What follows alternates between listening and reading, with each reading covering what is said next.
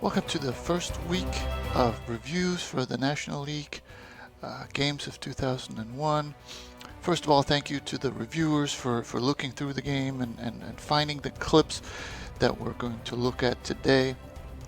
And let's get right into it. Here is play number one. So we're looking at the umpire, but really we're looking at the entire crew. We just had a flag. We just had the penalty enforced or marched off, and the umpire had the flag, and now he puts the ball down, and then he leaves it to go get the flag. Now, this right here is something that we don't want. Right now, the offense can snap the ball, but it's not ready for play yet, and we really don't want that to happen. So, whatever we can do to stop this from happening, either the back judge can come up and help get the flag, the umpire can get his flag before he marches off the penalty. Referee, center judge, whoever can help out there can go get or cover the ball. Right here, the referee comes up and talks to the quarterback. But whatever we can do to not leave the ball uncovered when it's not ready for play, we have to be able to do that as a crew.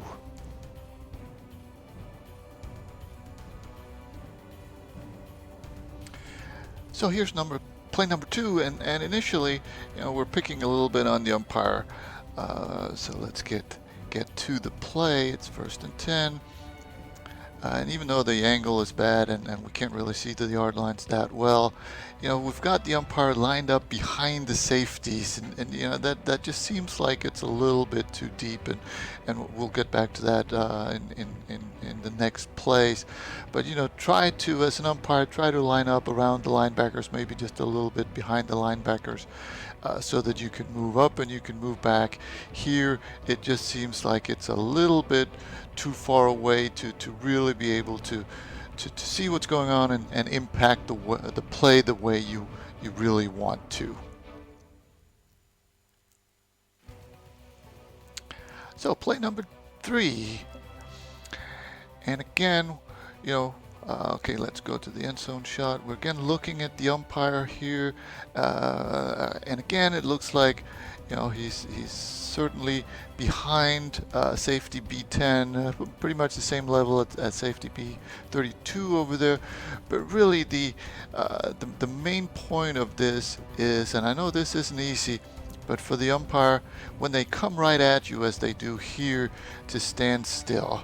This is not easy, certainly not on a draw like that where everything just opens up.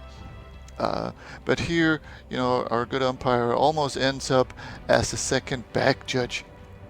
And the thing is, once you take those steps backwards, if there are defenders behind you, it's difficult for them to get around you because you're moving, and you run a bigger risk of them running into you and hitting you from behind. The same way with the running back. If you're standing still, it's easier for him to juke around you, but as soon as you start moving, he can think you're going left, and then he's going to go right, and then he's going to run into you. Whereas if you're standing still, one thing is it's easier for you to see what's going on, but it's also easier for the players to get around you because they know where you are. As soon as you start moving, you run the risk of them running into you, and you can get seriously hurt that way.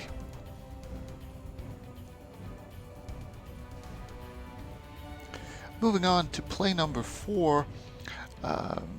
And again, we're looking at the umpire, but it's really a crew thing here where everybody can help everybody, and it's about ball relay. So we have to go past the play. The play is not in itself interesting or relevant for this discussion.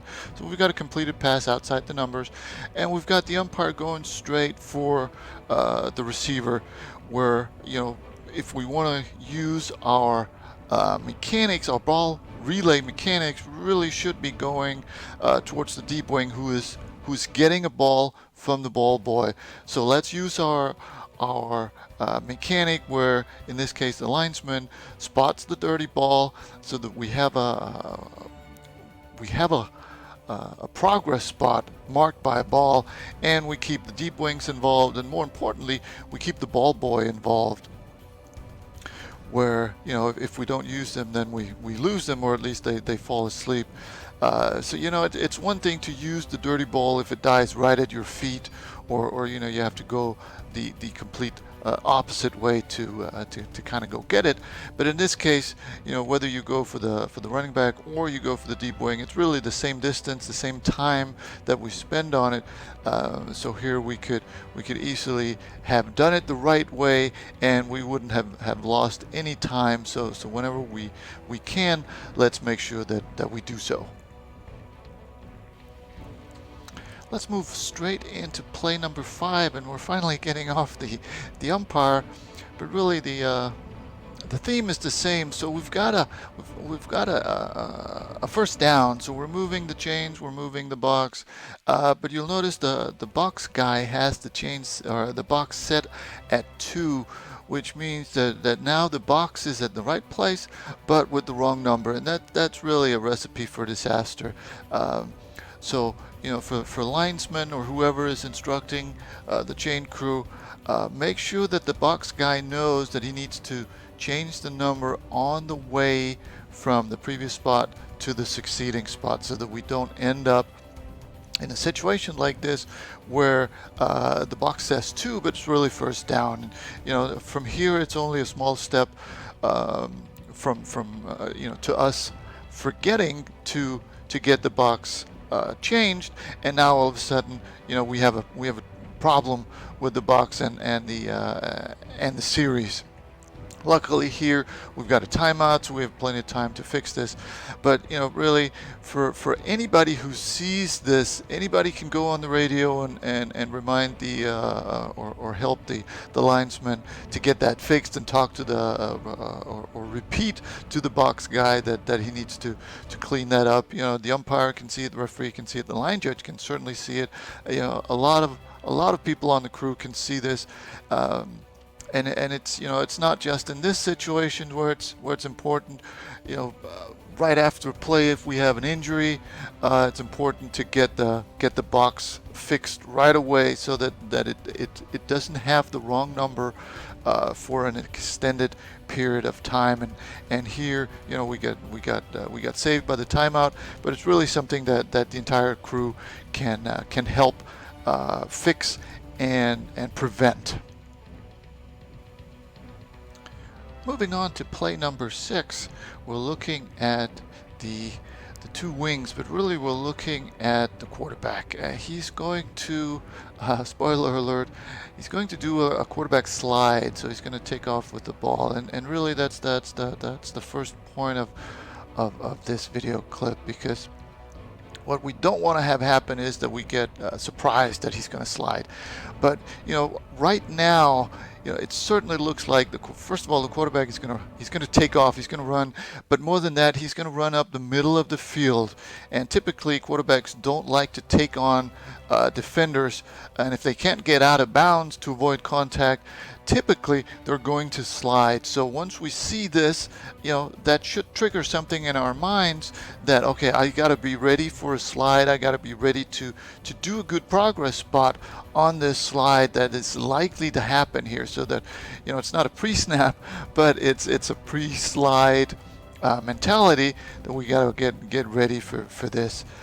So right here we've got the linesman at the 49, we've got the line judge down here at the 48, and they end up giving the ball at the 48, which is, you know, it's not bad, but, you know, let's have a look to see if we can do it even better than that, and let's have a look at you know, how we can do this.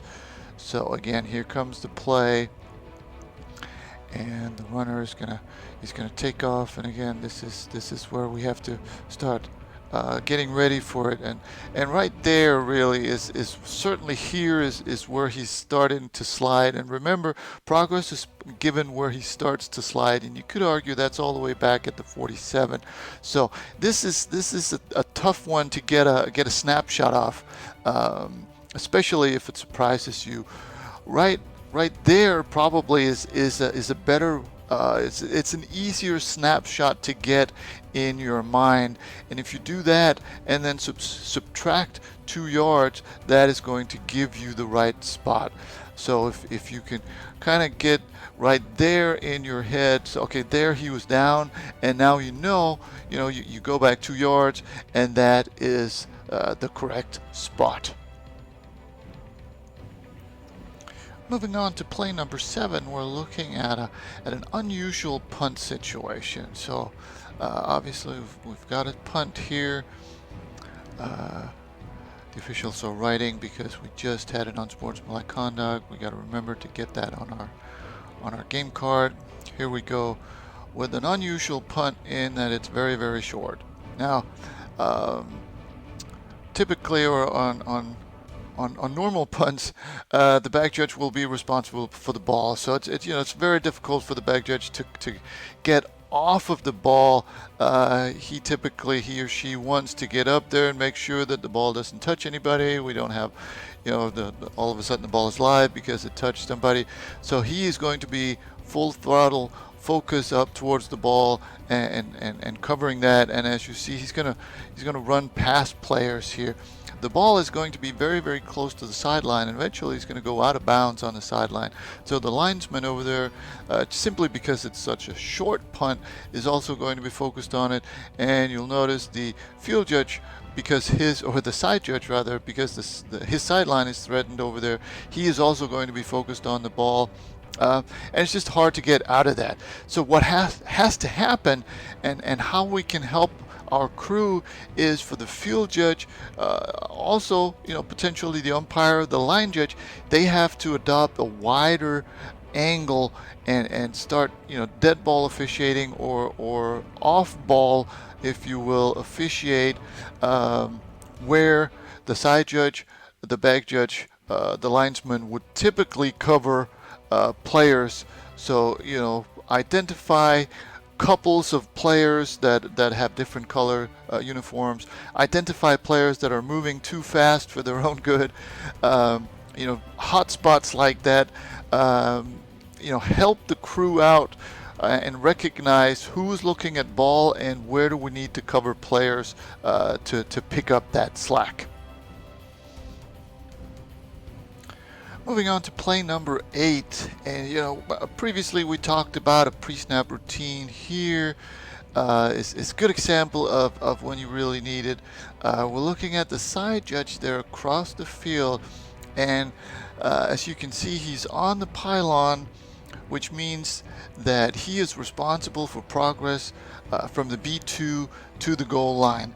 And it just needs to be part of our pre-snap routine. What am I going to do if I have to cover progress here? In this case, since it's beyond the line to gain, it could be inside the chain or inside of goal to go, but here we need to stop the clock if we have a progress spot inside the B2. And wouldn't you know, we have just that. He comes in with the progress spot almost inside the B1, but our pre-snap fails us a little bit here because we needed to stop the clock immediately. Now, we stopped the clock eventually right there, so no big harm done. I don't think this was at the end of a half, but it could be, and the seconds could be important, and it could be an indication of a bigger problem potentially if we don't use our pre-snap routine to our advantage and make sure that we do that right, so that we can come up with the right reaction right away. Moving on to play number 9, possibly the play of the game, since we had both a very high potential for targeting on this play, and we end up with unsportsmanlike conduct called on the coach. But we're really, we're focused on mechanics here, so we're really not too worried, or we don't want to spend too much time on the fouls, or the calls or the no calls. So right there we have a good hit. Both players are upright, or both defenders. So this does not look like targeting. and then we've got the coach coming onto the field protesting with the so it's a correct call for unsportsmanlike conduct. Mechanically, crew-wise, it would be nice for for more officials to get over there and create create a situation where the coach is outnumbered, so if the linesman could come up there, the umpire comes over, the back judge could come over, a little faster and help your buddy out, so that we can handle this situation or control this situation a little faster. I think the officials did a good job here, but there's also always room for improvement, and that's certainly one way to do that is to get over there and escort the coach off the field, because he really has no place on the field, certainly not protesting like he did here. Moving on to play number 10, and right away we have to go to the end zone view, and we're really not looking at the play itself. Rather, we're looking on the sideline right there, where we've got a coach who's filming from the sideline, and we've had some discussion in the Federation whether or not this is legal. We now have confirmation from the IFAF Rules Committee that this is in fact legal. There is nothing in the rule book. It's Rule 1.4.11 that prohibits the sideline from filming on the sideline. Now there are still some restrictions as to what they can do with that, and what they can do from the press box or the coaching booth. So be sure to have a look at that. But the filming from the sideline, contrary to the NCAA, in IFAF, this is not illegal. So we always I like to end on a couple of positive notes. So we've got a few good plays or examples of really good mechanics. So my first tip of the hat goes to back judge and side judge on this play. And let's just have a look at the play first. It's going to be a pass play to that side, and we end up where the ball is caught or not caught with really good coverage from both the side judge and the back judge. And it really starts where the back judge starts moving that play. As soon as the ball is thrown, he starts moving, good lateral movement towards that side. If you want to stand still as the ball arrives, you can also do that. And for the side judge, he lines up correctly initially, but as soon as the ball is thrown, we know that the sideline is not going to be threatened, rather the back line or the end line is. And the side judge does a good job of coming up, lining up with the end line extended, creating this good boxing in effect, and just really good coverage from both officials. My second tip of the hat also goes to the deep guys, and keep in mind, these plays were picked out by the reviewers, so it's not just because I like the deep guys and they're always the best. But here we've got a good throw to a good deep pass, and the back judge has really good depth, and he's also moving laterally again towards the sideline to give him a better perspective. And the field judge is not even in the shot here. There he goes. He's got really good depth, and it's just a lot easier to cover the play and make the correct ruling when everything is not right on top of you, right under your nose. And the way to do that is to get good cushion, good depth, and both officials did a good job of that right here. The third and final tip of the hat from this game, is partly mechanics, partly philosophy. We're going to have a deep pass down the field, so the linesman, the side judge, and the back judge are all going to be involved in this. So here we go with the pass. Again, we've got good good depth. Side judge probably could be a little bit deeper on this one. It gets a little bit close, makes it tougher to rule on this. But you'll notice, and we'll see that also from the side, from the end zone shot, the lines, the defender is a little handsy there. He does grab an arm, but the ball is caught, and that's really the important part here. And so I think it's good judgment not to have a pass interference. And we'll get the same play here from the end zone shot. So we've got some hands, but he catches the ball. It's kind of like a kick-catch interference, where we say if he catches the ball and an opponent is close, well, if he caught the ball, then probably not kick-catch interference. Where if he doesn't catch the ball, then we're going to look a little harder on that contact or that closeness. Here, I think you could use some of the same principles. Whereas if he doesn't catch this ball and there's an arm grab there before the ball gets there, maybe that's pass interference. But here, all of the officials involved here do a good job of waiting and realizing that, well, he caught the ball, so we can leave our flags in the pocket. And before we wrap this up for the week, let's remember to award the Mr. Clean of the week. And if you're unfamiliar, you can get the Mr. Clean award if you go through the game with no incorrect calls, no marginal calls, and no calls. And from this game, from this first week, the linesman, the line judge, and the field judge receive this honor. So congratulations, guys, and good luck next week.